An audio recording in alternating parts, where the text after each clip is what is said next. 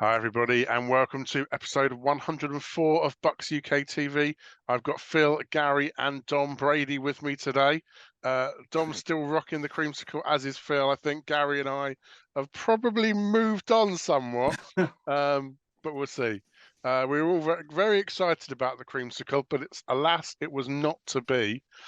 Phil, let's start with you. I guess we probably want to start with the offense first, or rather the lack of offense. What happened? It was just poor, wasn't it? I think the offense hadn't heard that the game was flexed to the late window, so I think they were there probably 2 hours earlier. Oh, I don't know. Just you hope to put it down to a kind of a poor game off the bye week, but it was almost like they'd not played together for a season to date. It's really poor. If you look at our third down conversion rate, I think we were 2 for 12, which is our poorest game of the year by far. It's never going to go well when you've got 0 touchdowns and a 50% completion rate from the quarterback, is it? So, yeah, not one to write home about. So a lot to unpack there, Dom. We'll come back to you. So we talked about the completion rate last. Would I be fair in putting this all on Baker Mayfield, or is it a bit more complicated than that? Certainly more complicated than that. I mean, the first, I think probably Evans would have run right for a touchdown. The first big play. If that was completed, of course it wasn't. I think he had 2 passes, actually. It wasn't so bad. He wasn't helped. Evans with that stupid blooming penalty in the end zone as well, which pushed him back 10 yards as well. No running game. In fact, that really, I'm trying not to swear. Really winds me up. Really winds me up. When's the last time Rashad White had a good game? Probably we all witnessed it in Munich, I'd have thought. Yeah, unfortunately, that's true. We saw Munich and we thought that was the answer, didn't we? Yeah, we did. And he got his angry runs and all that. We've got a bit of a running gag now that it's bad when you see that Vaughn's dressing up for the game. It's tough though, isn't it? You do. I was thinking earlier, if you think back to 3 seasons when Rojo had that big run in Carolina, the 99-yard touchdown, the reason he got the hold, got the break, was Jensen bullying the line, the defensive line, and pushing him back and making that gap. So part of it's on Rashad White, but also I think we've downgraded our offensive line, losing Jensen and Marpet as well to retirement, and that's obviously having such a massive impact. I think Wirfs I think Wirfs has probably been the success story because he's transitioned, I think, quite well. Gary, let's stick with the O-line then and the running game. Rashad White, 7 carries, 3.7 a pop. Keyshawn Vaughn, 6 carries for 9 yards. Tompkins, 1 carry for 5 yards. Mayfield, 2 carries for 6 yards. It's not really enough on the ground to scare anyone, is it? No, it's certainly not. I agree with Phil and Dom. I mean, the thing about our offense is it was offensive. There wasn't any. It was just dreadful. I mean, I know Todd Bowles in the press conference afterwards almost tried to blame it on the bye week. A bit rusty coming off the bye. If they'd have stormed it and won by 40 points, he'd have stood up there and said, "Yeah, because we came off the bye, we were nice and fresh." Yeah.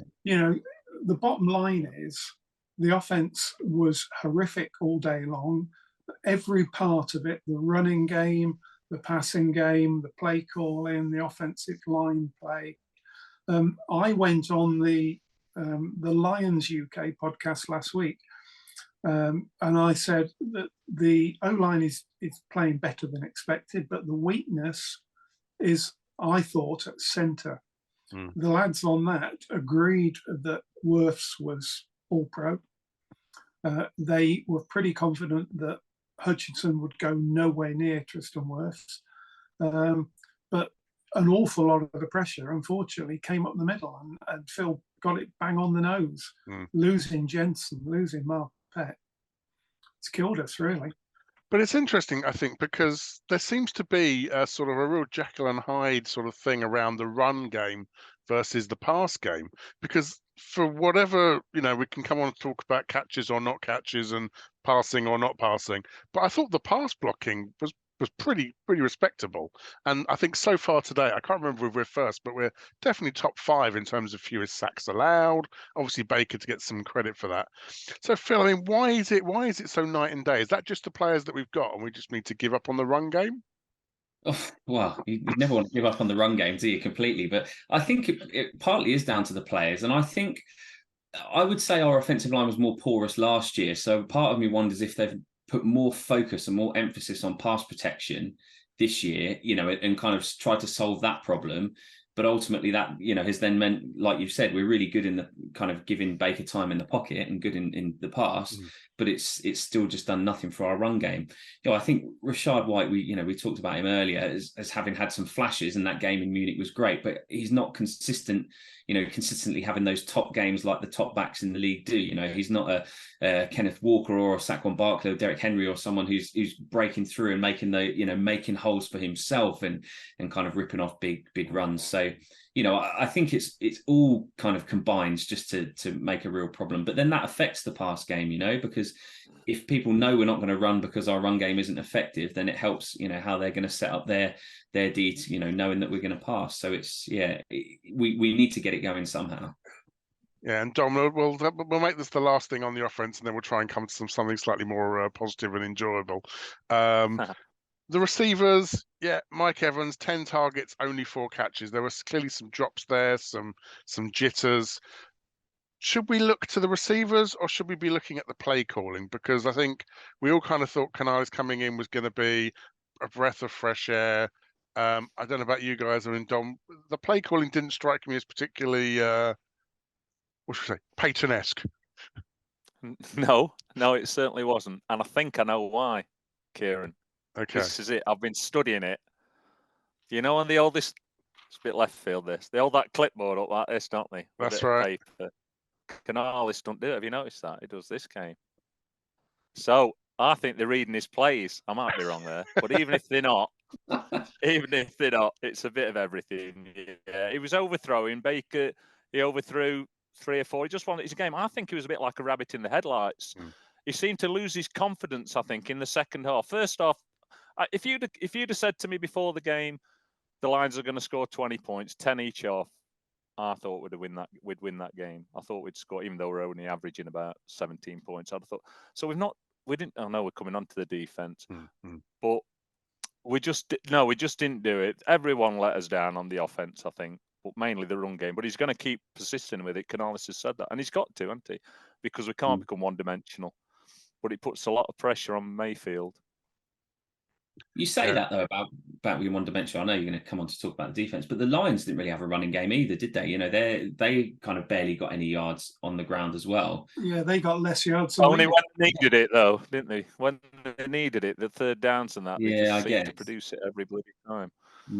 Whereas we just can't do it. But if you're going to throw 350 yards in the air, you probably don't. That doesn't matter too much, does it? Looking at the average, 11.8 yards an average, and we'll come on. This is a good segue. So Brown averaged 10.3, Reynolds averaged 16.7, Williams averaged 26.5, Reynolds averaged 14. Montgomery only got 1, but it went for 19. They had 2, 4, 6, 8, 10 different receivers in the rotation, and with an average of more than 10. And 30 with completions. So every time they catch the ball, it's the first down, and each time they catch it, it's 10 yards, and they catch it 30 times. So on the one hand, I kind of think the defense did pretty well, because this is an explosive offense, isn't it? That's managed to rack up some points. So to hold them to only 20 and to do that at home, it feels like the defense possibly. I mean, Phil, did they pull their end of the bargain? Yeah, I think so. I think if you restrict a team like the Lions, who were 4-1 going into it, now 5-1 to 20 points, you'd think we've got a really good chance of winning this game.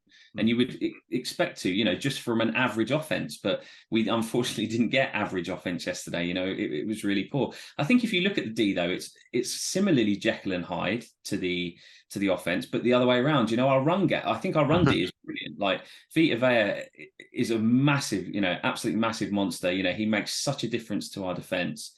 But I've always felt our secondary is kind of our weakness in our D. they stand off. There's often weak tackling, especially on third downs where, we're trying to get the stop and they step off and then don't bring the guy down and they get additional yards. I think it's over the last 3-4 years at least, probably longer. It's long been the weakness of our D. Gary, do you agree? The run was great, pass not so much. Well, there's a bit of a Totally running agree. gag, isn't there, with third down, receivers wide open, whatever our zones are, they're the wrong ones, aren't they? Yeah. And every time I come on, I say the same thing. For some reason, we allow the opposing receivers to catch the ball. Why aren't we contesting the catch? You've heard me say it a million times. I just don't understand it. The only thing I can think is that because Bowles loves to blitz as much as he does, of course, that leaves the secondary short of manpower. So you've got that gap. So the little dink and dunk passes that the guy with the strange name was catching all the time, just those 10 catches, 10 yards down the field. There's nobody there because we blitzed. Surely they know the quarterbacks who are good against the blitz. And going in, they knew that Goff was really good against the blitz, gets the ball out really quickly. And without getting too madden about everything and, with the X's and O's, obviously when we were blitzing, as you said, we were leaving zone coverage, which is why they were able to find those big holes. And of course, if you're blitzing, you don't have enough people to man every zone, exactly as you were saying. Clearly, they decided they did not want to play man coverage. I haven't looked at the actual stats, but I saw barely any man coverage in there because I think they knew one-on-one, like for like, person for person, it wasn't going to end well. Dom, Goff played very well, didn't he? Goff played very well. I was very impressed with Goff. I think he's built his career back from, similar to Mayfield, really. He was written off for a time, and I thought he did really well. When he was pressured, he knew when to throw the ball away, and he found those receivers, didn't he? He found them, and he's got a right arm on him to pick that Williams out right for the touchdown. I think the second touchdown they got. Superb. So you've got to give him credit. And I think the D probably did as well as they could do. Like I say, to restrict them to 20 points, I think most of us would have took that. Against the Lions, and the free scoring team, aren't they? They bang 30-40 points up. They are, and I guess the key to the top Bowls of pressure, as you were saying, Phil, is sort of getting that pressure up front and that aggressive calling. Now, I mean, it's hard to single anyone out, but I'm going to try because I guess Shaq Barrett and JTS coming off the edge, they're the people that we're expecting to see, meeting at the QB. But we didn't seem to be getting that pressure, did we? Yeah, no, I think Cansey did well. I think, good point. Coming off an injury as well, I think he looked quite good. Barrett's done all right this year, but he's coming off a bit of a major injury from last year as well. So, you'd have thought that might take time. JTS, I've never really been impressed with. I think last year, a lot of the time, he was over pursuing. So you'd see him sprint past the quarterback. And I think that's still somewhat of an issue, albeit he looked a little bit better this year. But I guess, it depends on the strength of the opposition line. The Lions kind of give Goff a lot of time, and we've got to find ways to unlock that and get there. And yesterday we just didn't manage to do it. I guess finally then, just to round out, I think we'll come to one of the high points of the game, my favourite bit, special teams. Dom, 100% of the offensive scoring for the Bucs was special teams. How special was it? Well, it's the kickers again, isn't it? Both of them did well. I know Gary wants Kamada to pin them right back onto the one, though he did do a superb kick. Probably his first one when Tim pinned them right back. And McLaughlin's kicks, it's great that we don't. God, when we first started this podcast, we used to bemoan our kicking game, didn't we? Like our running game now. Whereas I'm pretty confident no matter where he is, and he's got hell of a leg. Well, they both got hell of a legs on them, aren't they? Probably two of the best in the league. Having said that, I mean, I'll come to Gary. So the Coughlin's 2 field goals were 33 and 36. I can't remember which one it was that made the donking noise, but that's not a noise we like to hear, is it? No, it looked like one of my 7 irons. That did. But but the bottom line is he got it in, and that's all that matters. Yeah. And I think we finally sunk the curse of Matt Bryant. Ryan Suckup did that, and Chase McLaughlin I mean, he's doing pretty well. And you've also got to factor in that it was pretty windy. The sideline reporter, the name escapes me, her hair was blown all over the place. So it must have been pretty windy. I mean, we are having a bit of a moan about how badly we played. We need to congratulate the Lions. They played really, really well. I know we're talking about special teams, sorry, but the Lions are a good side. They're probably the third. You could even make an argument they're higher than that in the NFC now after yesterday's results. And yes, they're 5-1, but they were 8-2 over the last 10 games last year. So they're on a heck of a run. It's a good point. I guess then we're just the last thing we'll dwell on, and then we'll wrap up for the day. But you're right. So Phil, we'll start with you, but we'll work round to everyone. So the Bucs losses have been, Eagles and Lions. The wins, inferior teams. Who are the Bucs in 2023? Oh, that's a good question, isn't it? I think the Bucs are. Well, I don't want to jinx it, do I? I'm touching a lot of wood, but I think the Bucs are still division winners. Like, there's nothing in the NFC South that has made me think otherwise. There was a lot of talk pre-season that we weren't going to be as good, and you could arguably say that, coming off the back of this game, definitely. But I still think we've got a great defense. We've got some good playmakers on offense, and I think we've got enough to win the division. And then once you're there, who knows what can happen? But yeah, in terms of where we rank in the full NFC, it's hard to say, really, isn't it? It's hard to tell from what we've seen so far. Yeah, Dom, where are the Bucs in your power rankings? Well, better than what I thought they were going to be. I thought we would be winning about 6 games this season, and we are probably in the weakest division. But who cares if we win the weakest division? You can only win the division you're in, and I'm quite confident we'll beat the Falcons twice, Panthers, and I think we'll win it easily. I think we'll do better and then we'll probably do nothing in the playoffs. But we probably all knew that anyway, didn't we? It's nothing like optimism, Dom. I think we ought to say about. I'm thinking of winning the league. Come on. I think you're breaking up there. I think you're saying about winning the division. You're right. I hated what I did yesterday. Sorry, I was just going to say, I hated yesterday how many Detroit fans there were there. It just really wound me up. They're all, what team we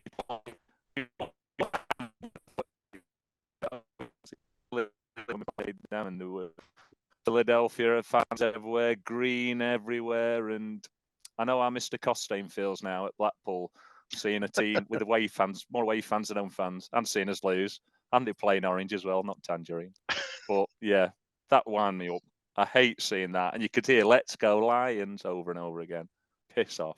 Especially on such a big day. They made a big event around bringing the creamsicles back, and then seeing a lot of I really think that sucks. If you've got tickets to sell them to other home fans. But selling to away fans, I think is a terrible sin. It wouldn't happen in England, would it? You'd lose your season ticket straight away. But in America, they don't seem to care about it. Well, we've got segregated seating, so it's not really like for like, is it? No. I know. It winds me up. And obviously, there's not the interest in Tampa to sell out. So, Gary, final word. Where are the Bucs in your power rankings, and should we put the creamsicles in the bin, or worse, just burn them? Well, in terms of the power rankings, I think mid-table mediocrity, to be honest. There's clearly some better teams, but, you can only beat or only play against the teams on the schedule. If you beat the teams you're supposed to beat, then you're going to be there or thereabouts. And we've got some very, very winnable games, for the going forward. I hate that expression. We've got the Texans, the Titans, the so far winless Panthers we've got to play twice. We've got some winnable games. As for the creamsicle, I hate that word. It's orange. Surely it's. It used to be Florida orange. It used to be Florida. It's orange. I love the concept, but perhaps they might have a bit of a rethink. Purely because the the orange is synonymous with when the team started, the 26-game losing streak to start the franchise, etc., etc. And we didn't start winning until we changed the uniforms. I know we want to sell the merch, so I'm going to steal the final word. So my suggestion for throwback is to flip it around, wear the white jerseys and the Florida orange pants, because that's when things started to turn around. That was Allstott's first year. Barber was there then, Sapp was there then, Brooks were there. That for me is the beginning. I would do it that way. So let's sell lots and lots of white jerseys and lots of orange shorts, and that's the future for merch. So Gary, you said there's lots of teams we've still got to play and that are eminently beatable. Hopefully you guys will stick around for the next episode coming soon, where we're hopefully going to touch on one of those, which is going to be the Falcons. So we'll call it there. Thank you, Phil. Thank you, Gary. Thank you, Dom. Thank you guys for watching. As ever, do all of that pressy, likey, belly, subscribey stuff. Give us a poke, and we will see you next time. Until then, go Bucs. Go Bucs! Go Bucs!